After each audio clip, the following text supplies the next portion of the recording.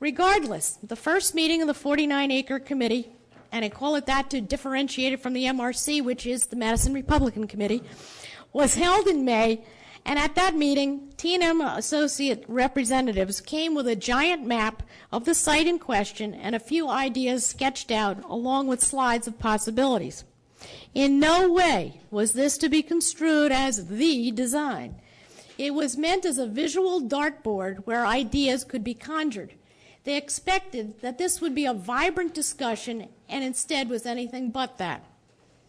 However, what T&M was factually able to demonstrate were the environmental constraints and buffer requirements of the property and considerations that would further constrain design with requirements to capture water drainage and manage and maintain stormwater runoff on site. I asked if the fence between the Board of Education and the pit had to remain. Could the project incorporate the properties of both entities? And Athletic Director Sean Dowling said he would take this request to the Board of Ed. And that was the end of the interaction with T&M Associates. The committee then broke down into an active recreation committee and a passive recreation committee. A subcommittee of the passive committee was a natural resources committee. I volunteered to chair the passive committee and was ignored, as well as told that since I was ex officio, I could not vote. A lengthy discussion ensued, as I pointed out from Robert's Rules of Order, that ex officio does not mean cannot vote. It means, in essence, a part of every committee. Fine, I didn't have to chair committee. No one was volunteering, and I just wanted to get moving. And besides, what was there to vote upon when we were supposed to be visioning for T&M? At the next meeting, it was pointed out that I had been correct, I could vote, but no one was to speak to T&M Associates. I also had apparently been mistaken that this was an open and inclusive process. A gentleman who is an experienced fundraiser and interested in creating a dog park on the site attended the meeting at my invitation. He was asked to leave and put his ideas in writing. I have to tell you, I was mortified. It was then declared that these were to be closed meetings to the public. Meanwhile, the Recreation Committee became the active Recreation Subcommittee and went about designing with all Recreation and Board of Education stakeholders involved and interacting with a variety of artificial turf companies. They did their research, gathered their statistics, and worked up with their final plan, which was worked to come up with their final plan, which was shown and further refined at the December Recreation Committee meeting, which I attended.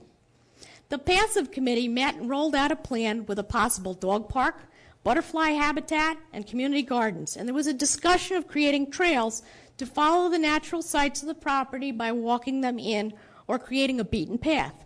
This meeting was also in December.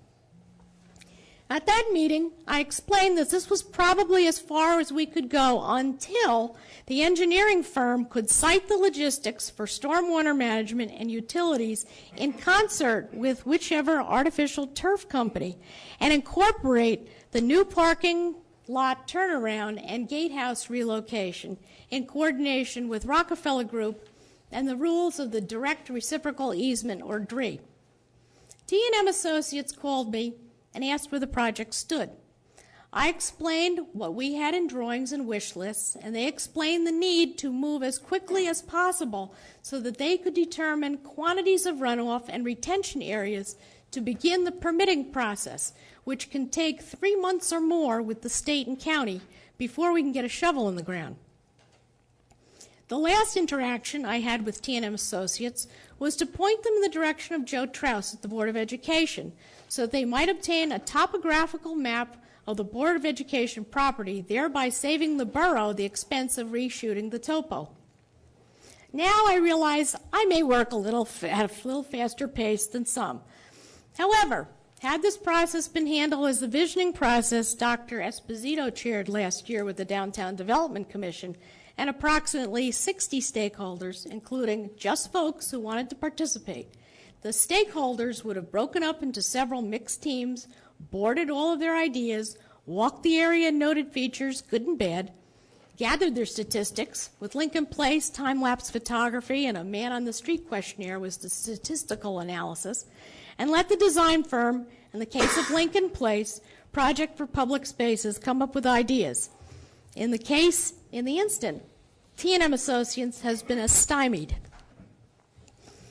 Back to Lincoln Place, a second meeting was held with suggested solutions to the problems and ideas to enhance the area. This mapping, if you will, was then brought back to the whole group for their thoughts again and to watch the time-lapse photography.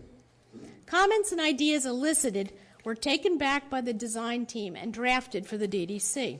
It was a two-way, dynamic process where all thoughts and ideas were welcome. At the December DDC meeting, the drawings were further refined and priorities placed, with a shovel-ready project ready for coordination among electric department, gas company, railroad, merchants, tenants, etc. 3 meetings in total, started in the summer and finished in December. So where are we going? The 49 acres parcel project must become a like dynamic project. The Active Recreation Committee is ready to submit their design thoughts or wishes to T&M.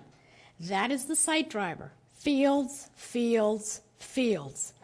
They were a priority for acquisition, employing a fields coverage that would best promote aquifer recharge in the cleanest and most efficient manner. Meanwhile, the butterfly habitat is already there. Jane Hurwitz brought some wonderful imaginative ideas to the last passive meeting. Let us begin documenting species and create learning stations. Let's ask T&M what they have seen in other parks, maybe spark some new ideas for consideration. Down trees. Let's get our volunteers together to clear brush and cut up down trees and limbs. The Rose City Steppers have no representatives on this committee and yet are very excited about adding a new program for their members to walk in those beaten paths by leading walks twice a week. We have Sarah Webb's species report. Let's use it. And again, provide a mechanism to learn what our native plants are. Volunteers also want to learn what is invasive and what can be removed. In fact, they want to help in other parks too. Once the fields, outflow, and utilities have been located, it's time to find if the preferred spots for a community garden and dog park are available. Can we harvest any of that rainfall? T&M had some interesting first blush thoughts for taking advantage of topography overlooking the highway from a pavilion. If a pavilion, can it have a solar roof? What happened to learning from Cheshire Home what might be recreational for handicapped individuals, specifically their residents, since the 49 acres are their backyard? They too have had zero input in the process. So no one is canceling or terminating the committee or casting aside the thoughts put together over the last 7 months of meetings. There are just a whole host of Madisonians and ideas that haven't been included in the process. As to financing, and part of it Ms. Bailey alluded to, Misters Cody, Califoot, Mazaka, Rogut, and Evans will meet to decide the best financing structure going forward. There are several scenarios possible for moving forward. The Board of Education has, on a handshake, said they will pass a resolution to commit $1 million from the sale of the Green Village Road School to match the borough's $1 million. The last piece, up to $1 million, the Madison Athletic Foundation has commitments from all sporting groups to create a sinking fund of user fees, seek grants, and aggressively pursue individual and corporate donations, as they did in the construction of Monica Field, which the Board of Ed and the Borough were both contributing partners. If just one question about removing the fence between the Board of Ed and the pit was one good idea, how many others have we missed? These can be captured once T&M and the artificial turf engineers can meet and the engineering constraints of the property are in place. A contract may be entered getting Madison into a turf company's installation queue and the permitting process begun. To wait any longer, we will miss yet another year of getting this long overdue complex started. I hope this clarifies the issue. Thank you.